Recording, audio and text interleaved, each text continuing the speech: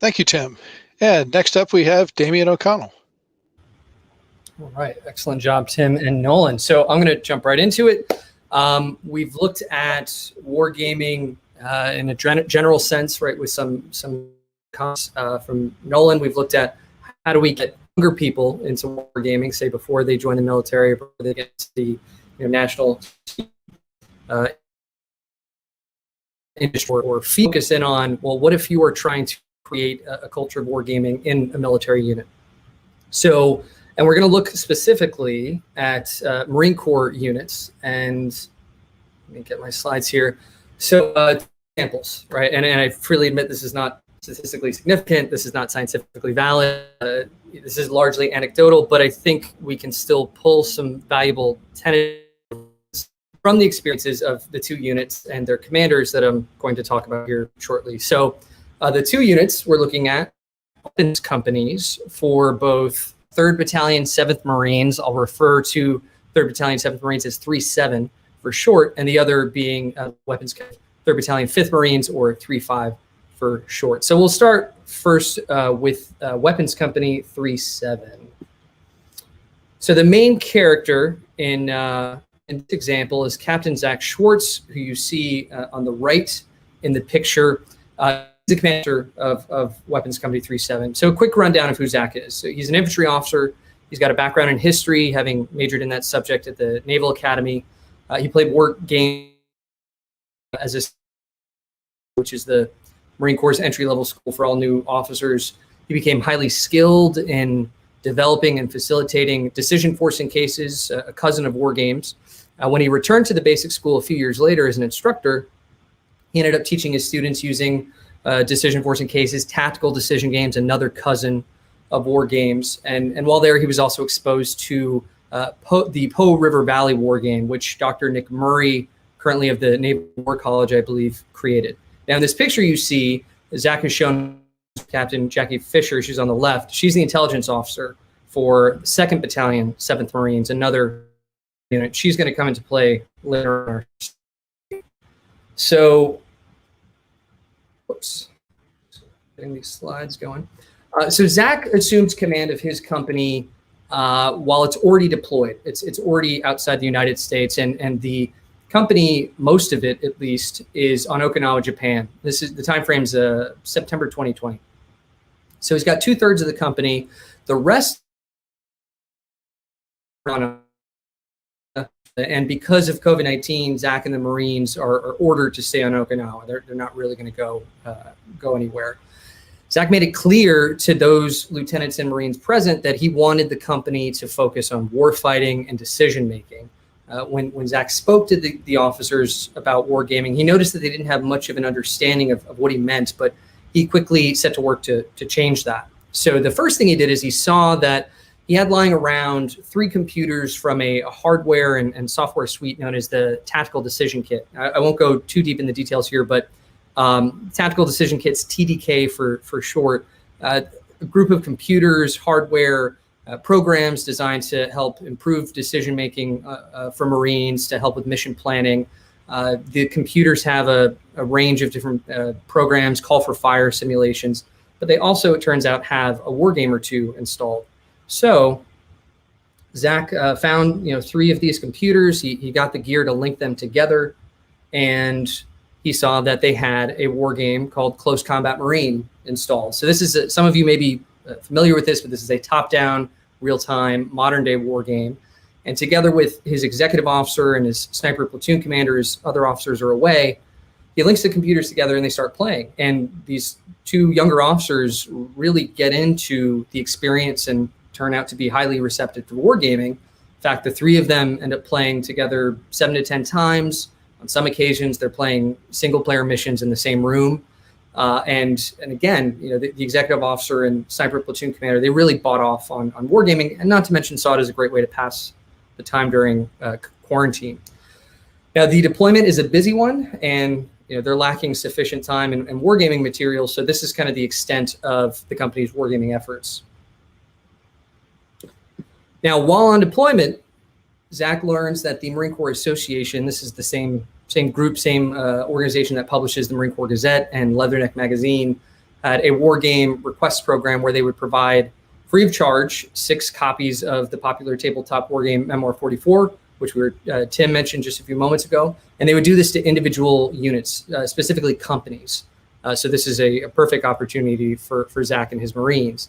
Zach knew about this game from a fellow infantry company commander and basic school instructor. They had served together.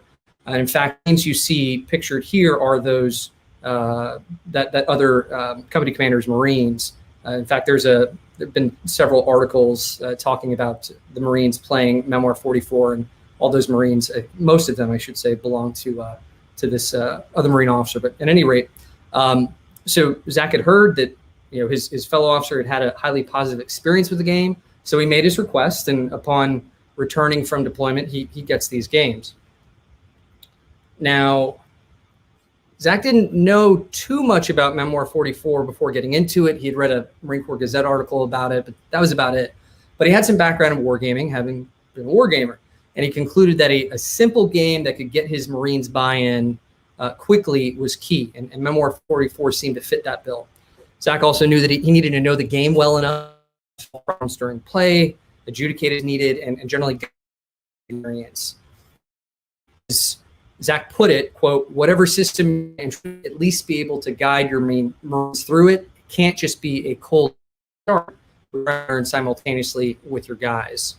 So Zach learned the game with his wife, Jackie, who I mentioned, her fellow company commander at a neighboring infantry battalion. They played the game a few times. They got the rules under their belts relatively quickly.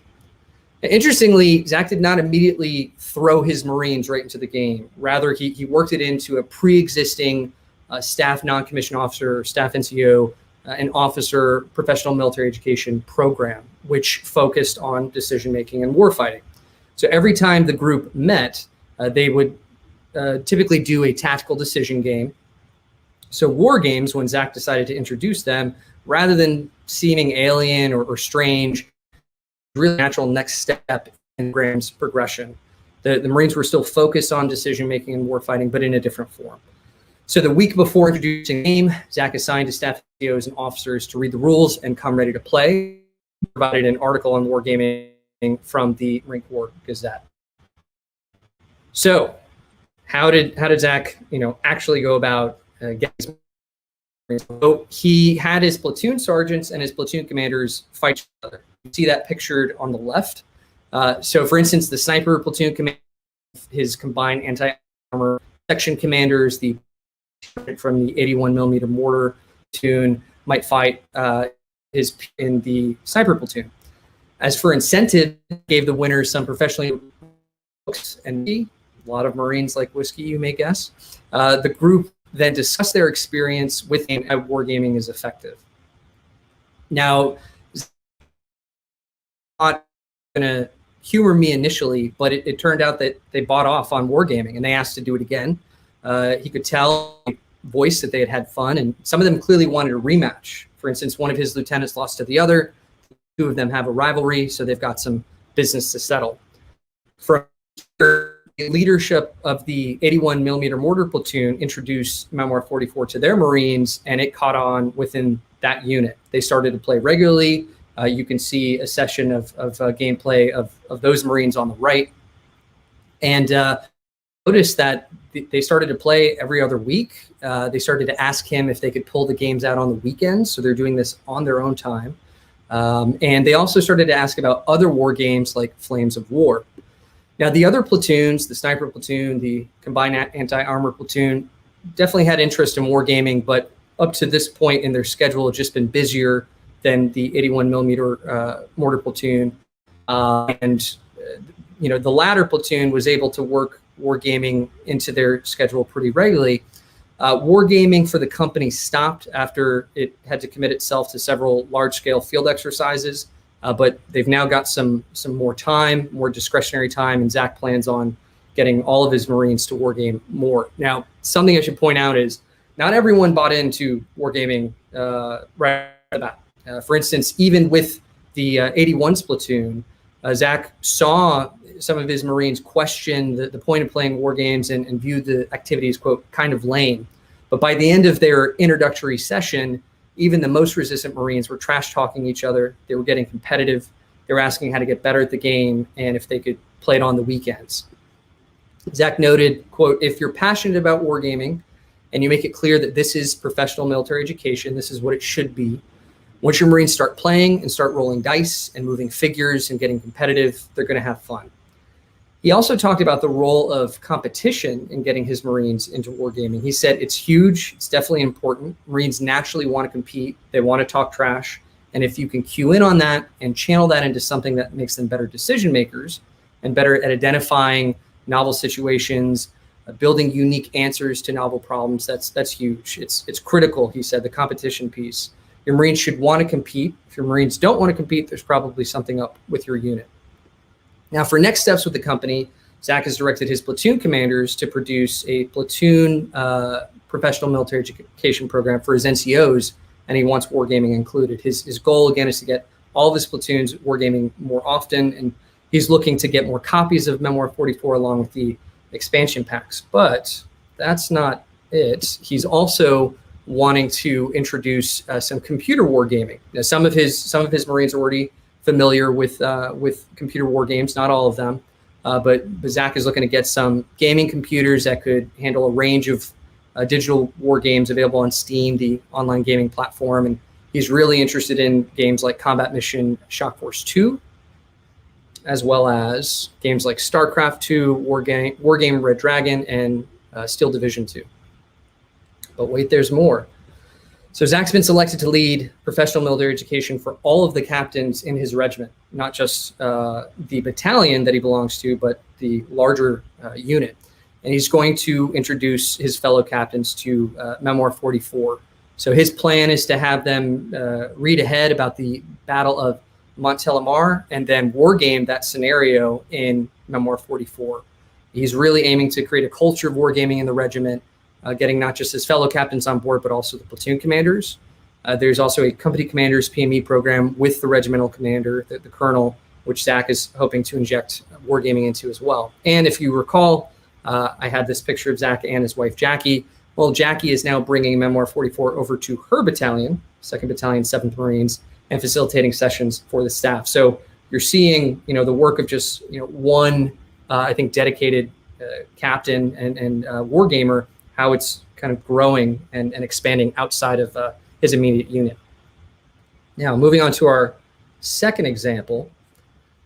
So the main character here is then Captain Dylan Swift. He was formerly company commander of Weapons Company 3-5. So like Zach, Dylan's an infantry officer. He grew up playing war games. And in fact, his father, person on the right, retired Air Force Lieutenant Colonel Michael Swift, was the head of the Air Force Academy Strategic Wargaming Club in the 1980s. So as you may guess, Dylan was exposed to a range of wargame titles and genres as a kid. After becoming a Marine, he grew fond of tactical decision games, situationally based role-playing exercises. As a lieutenant and a company executive officer, he started a strategic wargaming club at his battalion. The focus there, though, was in education. It was fun. When Dylan went on Marine security guard duty, he used tactical decision games, terrain model exercises, and role-playing exercises with his Marines extensively. And then finally, as a student and newly promoted captain at the Expeditionary Warfare School, he encountered a few war games both inside and outside of the curriculum. Now, in 2019, when Dylan took his company aboard ship as part of the 11th Marine Expeditionary Unit, wargaming became a pillar of his professional military education program for his lieutenants. And what he ended up doing was he used the wargame 1775 Rebellion to help teach the Marine Corps planning process to his lieutenants. I find this really interesting. So, Dylan had a particular problem set. And the way he put it is, I've got these independent platoon commanders who support company and battalion operations. They don't do platoon operations. And these lieutenants have no training in the planning process or how to insert themselves into the battalion planning process to influence it. They don't understand it. They just receive tasks. Go do this, go do that. Dylan said, I learned how influential you could be if you knew the planning process, knew when to insert yourself, knew how to advertise your capabilities and limitations, and you could shape your own tasks or contribute to them because you're, again, an independent platoon commander. And so he said, these lieutenants need to learn the process, or at least be familiar with it, because if they don't, they're just not going to get tasked, or the tasks aren't going to make sense, or they're not going to be in consonance with the reality of their platoons. So what would this look like? Dylan would give a class, he would lead discussions, and he would hand out reading assignments on a step of the planning process, say intelligence preparation of the battlefield. He then would have the lieutenants apply what they learned to 1775. So it was basically a practical application, and it was fun. Once they learned similarly about course of action development, the lieutenants would take their plans and then they would fight them out, right? One side being the colonials and the others being the British. And again, Dylan recalled that the lieutenants loved it, and granted that the planning process in this instance was obviously simplified. The lieutenants aren't writing real operations orders with all the details that those include, but conceptually they're getting practice with the process. In addition, Dylan had a recorder who would write down the big decision points, why people change their plans if they change them, and so on. And Dylan would have his players, his lieutenants, write down the analysis for each step of the process as it applied to the war game, and after the game would debrief them on their assumptions and blind spots. He would ask them if their analysis was right or wrong and why it was right or wrong. Now, outside of these formal classes, he also ran an informal wargaming club, which met about once a week on ship. And they played games like Diplomacy, Game of Thrones, the board game. And this club was voluntary, but many of the Marines in the formal planning classes would show up to these sessions. Dylan didn't enforce any learning objectives or outcomes. Rather, the club was just for fun. Between 4 to 8 Marines would typically show up. Sometimes this would include lieutenants, captains, majors. Other times, Navy lieutenants would show up. Even a Navy doctor attended. Now, surprisingly, this got a lot of negative press from his command, from Dylan's command. The battalion commander, in Dylan's view, had a typical Marine Corps officer's view of wargaming, which is it's frivolous, it's a waste of time. But this didn't stop Dylan, and he continued to host sessions. Much like Zach, Dylan agrees that if you're trying to introduce wargaming into your unit, you should know what you're doing. To paraphrase Dylan, you need to know the game. You need to be the teacher. You need to have an idea of using the game to teach things. The purpose isn't to play the game itself, but to help you get better at something, decision-making or planning, for instance. Otherwise, you're going to waste a lot of time, and you're going to send the wrong message to your Marines. You say you want your Marines to do this thing, but you don't know how to do it yourself. Something else worth noting is on ship, Dylan took advantage of the fact that he had a captive audience, just like Zach. There aren't too many places you can go on Okinawa. When you're on a ship, you're stuck on that ship. He also found himself moving to different ships at times where he was the ranking Marine officer, and he used his freedom to sort of do as he pleased with his Marines and get them to do some wargaming. Dylan would later use wargaming when his battalion deployed again to the border with Mexico in 2020. For the most part, he had a new crop of lieutenants, and he ran them through his planning process classes again, using war games to facilitate their learning. And once more, he took advantage of the captive audience opportunity. Now, coming back from deployment, being back in garrison, Dylan tried to do wargaming, but found it very difficult. And he mentioned that the Marines had so many other commitments and were getting work to the bone. And this shouldn't be a surprise if you know anything about the tempo of work in Marine infantry units. It tends to be overwhelmingly high. Dylan noted, quote, "You just get weighed down by the mundane minutia of running a bureaucracy." He also added that if you want to do wargaming right in an infantry battalion, you've got to have the battalion leadership on board. In a Marine Corps infantry context, from his experience, he said it takes battalion prioritization to make it happen. It has to be the battalion commander who says, hey, I want to do this, come up with your plan. If the battalion staff does not prioritize it, it's not going to happen because they're doing all the other priorities. Anything outside of the battalion priorities is excess, and as Dylan said, excess things get quickly excised. He asserted that if you try to do wargaming on your own and the leadership isn't on board, you're fighting an uphill battle. So to round us out, I asked the two of these guys, Zach and Dylan, hey, if you had a chance to go back and do any of this over, what would you do? Zach basically said, hey, if I had those games while we were on ship, if I had Memoir 44, that would have been huge. And Dylan mentioned I would just have us do more reps. And beyond that, use different games to teach different things. Use this game for teaching tactics, use this game to teach history, so on and so forth. Now, again, these are just 2 examples.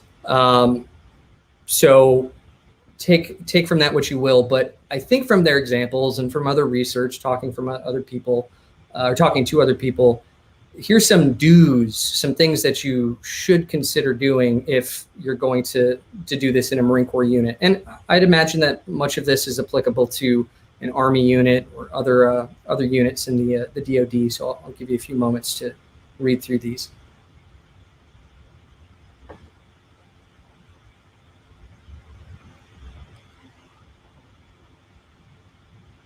You can probably see some similarities. Again, the captive audience, knowing the game, and tying it to some sort of learning outcome, objective, or program.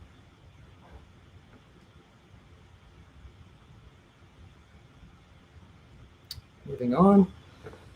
So for my part, I would say that if the Marine Corps is serious, as it seems to be, at least it's telegraphing that, it's broadcasting that it's serious about wargaming and institutionalizing it.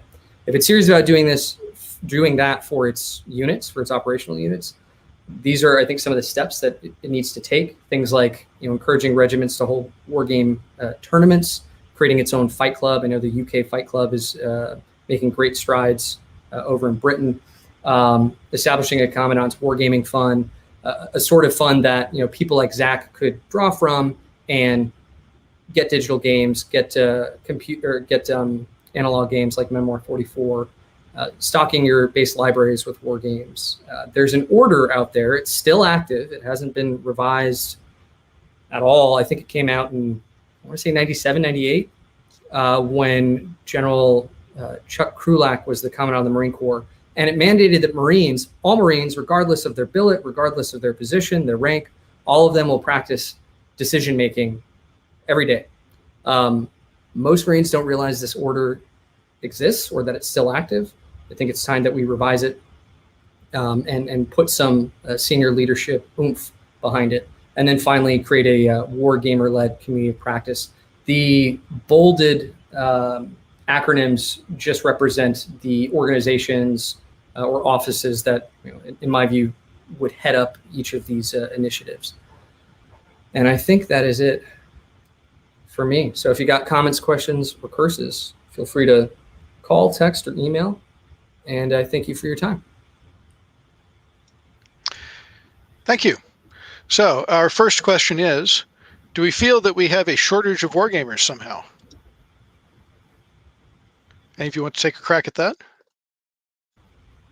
I'll jump in quickly and just say within the Marine Corps, I think certainly. I think there's no shortage of gamers.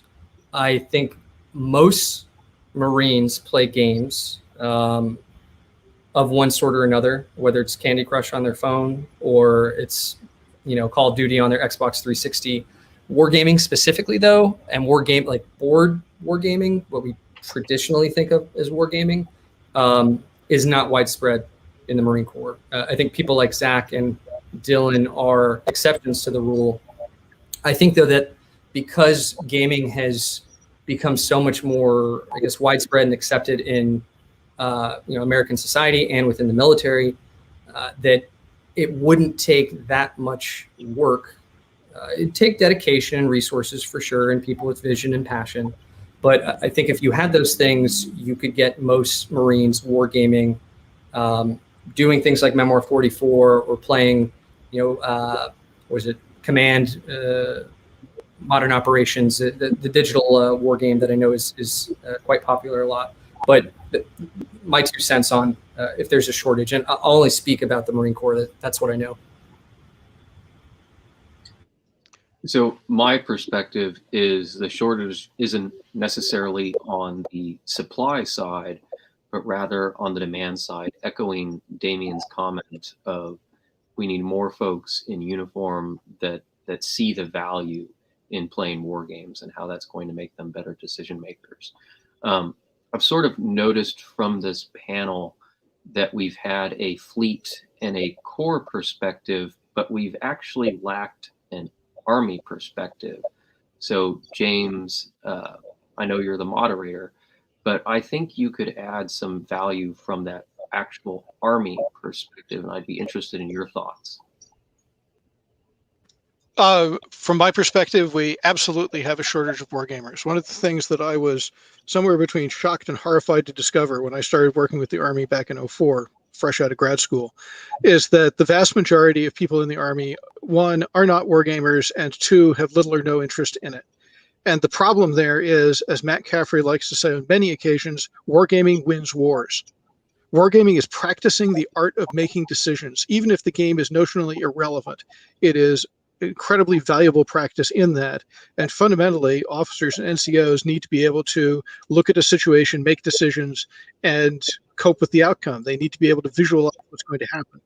We have found again and again that students of ours who are gamers, whether or not they're war gamers specifically, they will come across the game that we've put in front of them, they come up with courses of action, and they move out. And the ones who are not are frozen because they have no idea what to do. And these are majors in the United States Army. They have led often troops in combat. They've been in charge of companies and platoons, and they can't make decisions. So keeping things short, because we don't have a huge amount of time here, absolutely we've got a shortage. One of the key things that we're trying to do to get around that is to fix it, is by much like Tim, we're running Brown Bag Wargaming. The tagline for it is serious games for professional development, because, as was mentioned in the chat, one of the things you got to worry about is what happens when people who are hostile to this come in. So we're always vetting the games that we're putting on that, making sure, hey, a hostile GO, general officer, walks in, looks at it and says, what are you doing playing this stupid game? And now you've got to be able to talk that person around to say, hey, this is showing this aspect of military history. It's showing this aspect of operations. And we have a decided tendency as a result also to shy away from anything that looks too toy-like. It means that in some cases, really great games on topics get dropped. We don't use Star Wars Rebellion, which is a really neat counterinsurgency game, as a driver for counterinsurgency stuff, even in the brown bag, because we don't think it would pass that smell test. But I can go on and on about this. The other thing I'm going to tag in is that when you're choosing the games, simplistic is useless, elegant is awesome. And when you are running them, and Damien really hit on this with the Marine Corps example, you must, absolutely must, do a polished professional job of presenting the games. Mike Dunn and I and our crew, we will murder board, how do we teach this game? Repeatedly, so that by the time people walk in, everything is set up, and they have people standing at the tables ready to teach the game with a script that we have sort of hammered out so that it's everything that they need to know to get the game underway. But we should probably keep moving, and let's hit the question number the next. Thing that struck me as interesting was Q3 there.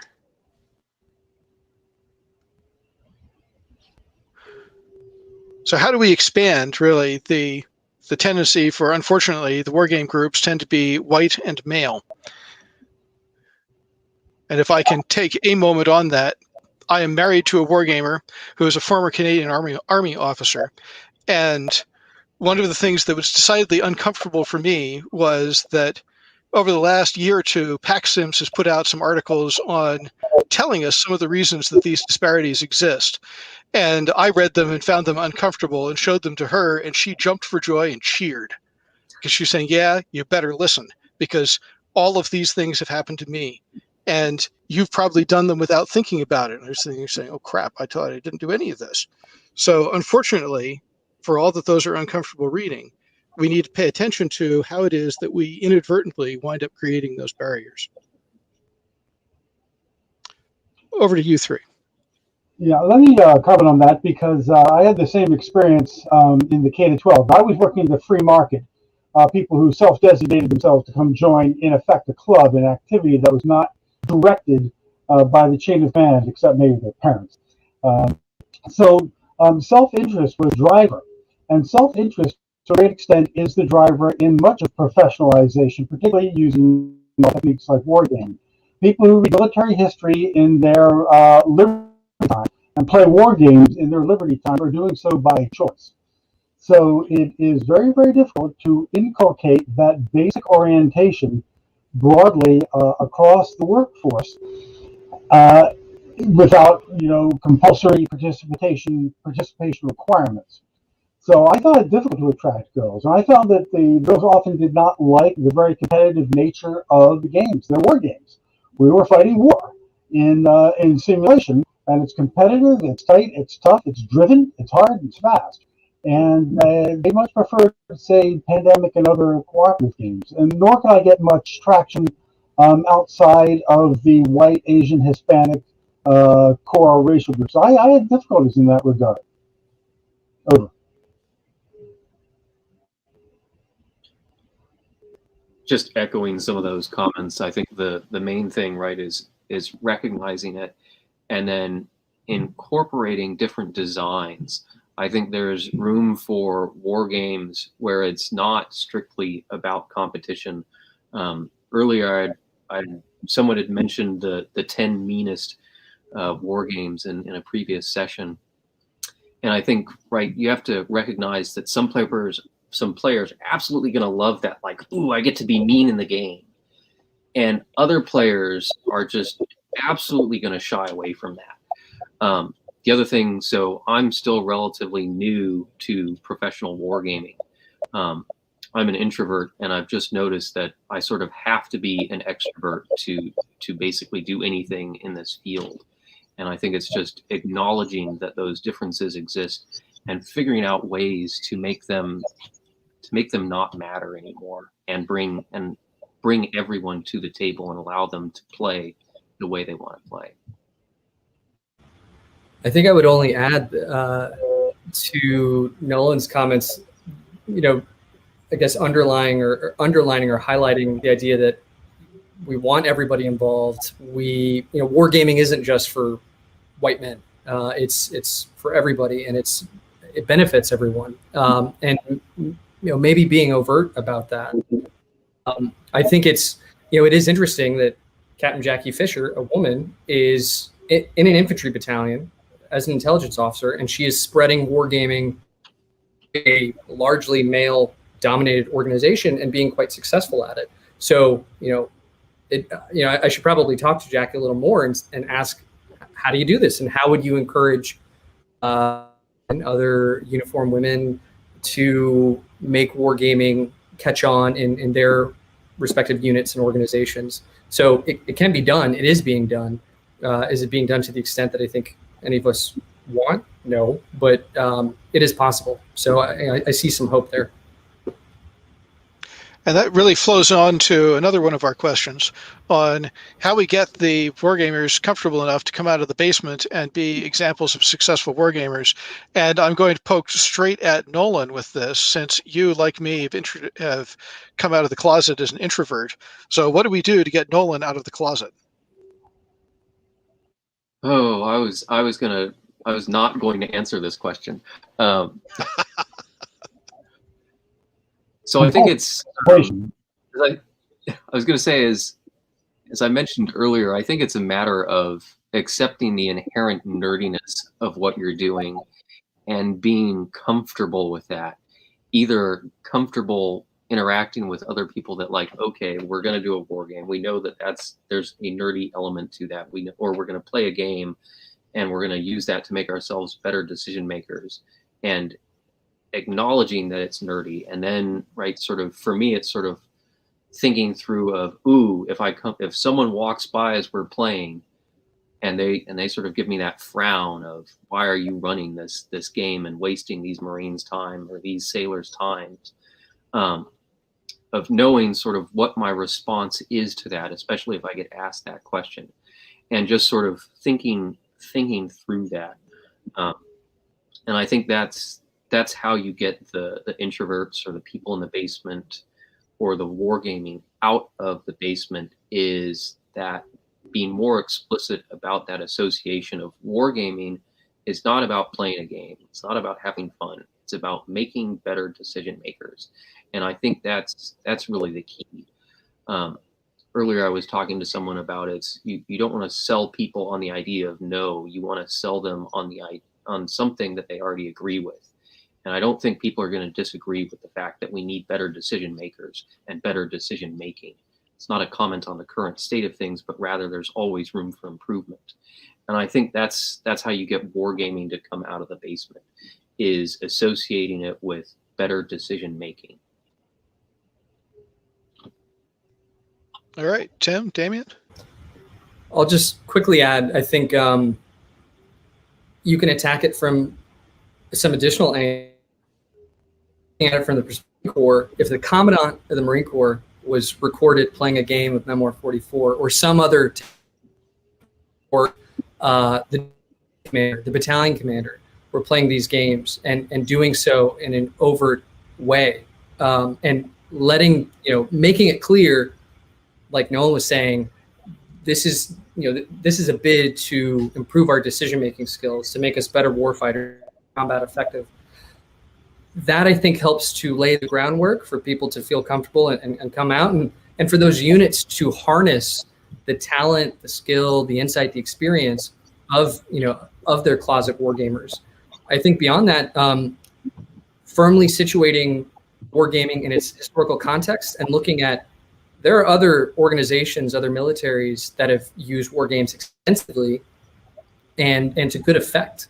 I think it was what Karl von Muffling, chief of staff of the Prussian army, I think, who'd said of a war game, this isn't a game at all, it's training for war. And I think the Germans have a thing to teach us about warfighting effectiveness. So I think this is it's a complex problem, but its solution requires multiple thrusts or multiple angles to solve it. I think part of it, in addition, is to ensure that when we execute the war games, the mission orientation is made quite clear. When I run my training games with the Office of Naval Intelligence, I run these basically through the military decision-making process, or the JOP, the Joint Operational Planning process, using structured templates, decision support templates and matrix, so on and so forth, to get them to analyze the model and make command decisions according to the planning process. It must be a training for war. It must be practicing the standard skills.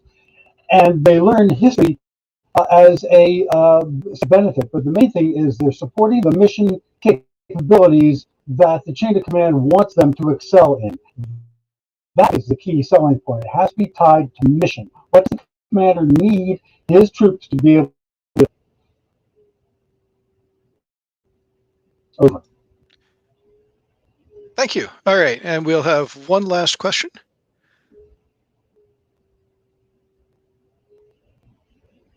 Jake, could you put up, there we go. So final question is, what can we do to help promote a fight club so that more people wind up going into wargaming? It's really following off that previous question.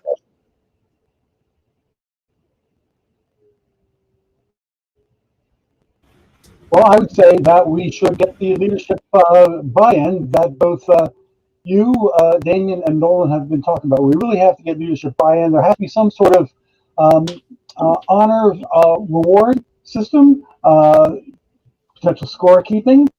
I've always had a vision of having a career-long training of the officer corps on Vassal with civilian gamers, reporting out the results. And if you don't win, you report out your reason for your analysis of your defeat, and you improve your performance. And this should simply be a military skill set that is rewarded. And so it needs to be career beneficial.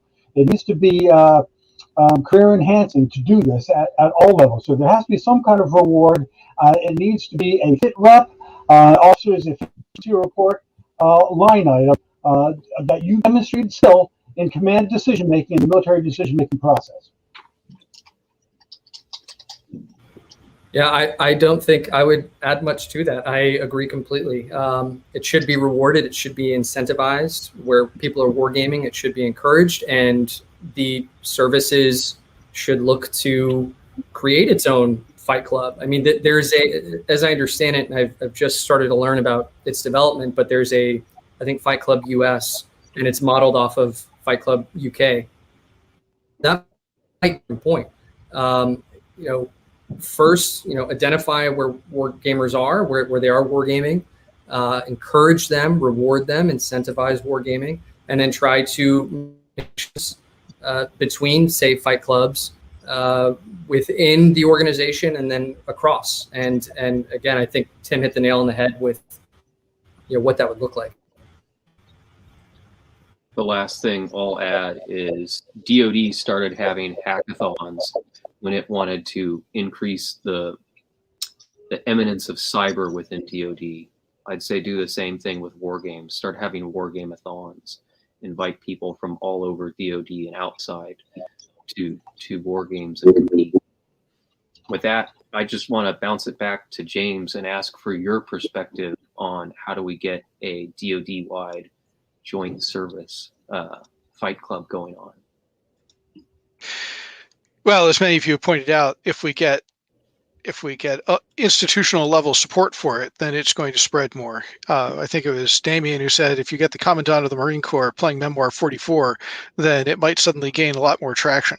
And likewise, if we could get the Chief of the Staff of the Army playing some war game, Battle for Moscow is something we use a lot, then maybe it would gain more traction. I know that the Army Models and Simulation Office is trying to start a fight club modeled on the UK's Wargaming Fight Club, and we will see where that goes. It's still being argued over as to how it's going to work and what will be done to support it. But is there hope? There's some. We'll see where it goes. With that, we are also running past our time. Keep in mind that the discussion does not have to end because it can continue in the Discord channel where a number of you have already been posting up. But we should probably end the session so that we can clear up the channel for the next one. Thank you to all of you who attended, and thank you to our panelists. Thank you, James. Thank you, Colonel. Ian and Nolan, great working with you. Hope to see you again soon. Likewise. Thanks, gents. Likewise. Thank you. Over now.